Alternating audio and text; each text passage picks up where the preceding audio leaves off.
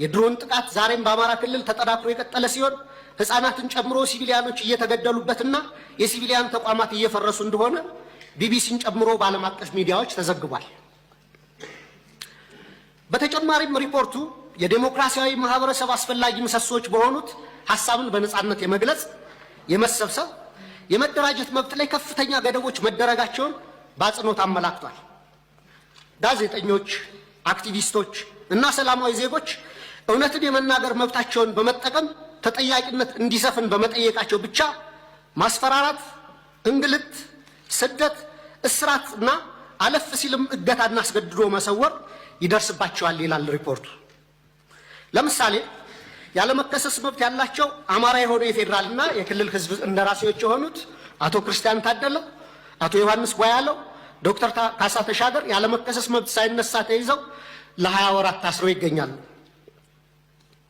የተቃዋሚ ፓርቲ አመራሮች የሆኑት የአብን ስራ አስፈጻሚ ኮሚቴ አባል ዶክተር ቴዎድሮስ ኃይለማርያም፣ የኢዜማ የቀድሞ ሊቀመንበር ዶክተር ጫኔ ከበደም ከታሰሩ 2 ዓመት ሊሞላቸው ነው። በተመሳሳይ በርካታ የአማራ ጋዜጠኞች እንደ ምሳሌ መስከረም አበራ፣ ገነት አስማማው፣ ጋዜጠኛ ጎበዜ ሲሳይ፣ ጋዜጠኛ አባይ ዘውዱ፣ ጋዜጠኛ ዳዊት በጋሻውና ቴዎድሮስ ንብረት፣ የአማራ ምሁራን የሆኑት ዶክተር ወንዶሰን አሰፋ፣ ረዳት ፕሮፌሰር ሲሳይ ብቸው፣ ፕሮፌሰር ማረጉ ቢበይን፣ ዶክተር ዘሪሁን ባህሪ፣ ዶክተር መሰረት ቀለመወርቅ፣ ዶክተር ገብረአብ አረሙ፣ ረዳት ፕሮፌሰር ዳኛ አበበን የመሳሰሉ ምሁራን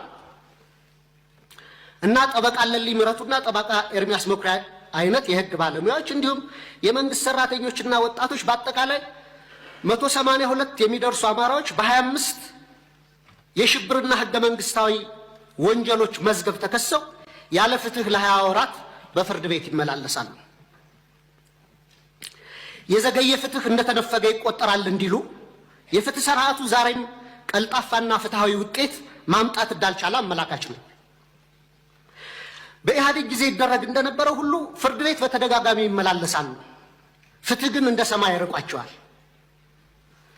በጦር ሜዳ እያዋጉ ተይዘው የታሰሩ የህወሓት አመራሮችን በአጭር ጊዜ የፈታ መንግስት በገዢው ፓርቲ አሰራሮች ላይ የሰላ ትችት የሚሰነዝሩ አማራዎችን ይህን ያህል ጊዜ ያለ ፍርድ ማሰር የገዢውን ፓርቲ አባላት ጠርል ፖሊሲዎች በግላጭ የሚያሳይ ነው።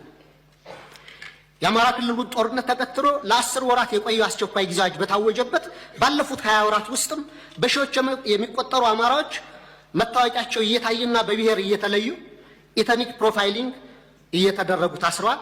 ኢሰብአዊ ለሆኑ አያያዞች መጋለጣቸውንም መንግስታዊ የመብቶች ተቋም ኢሰመቁና ዓለም አቀፍ ድርጅቶች ጭምር ገልጸውታል።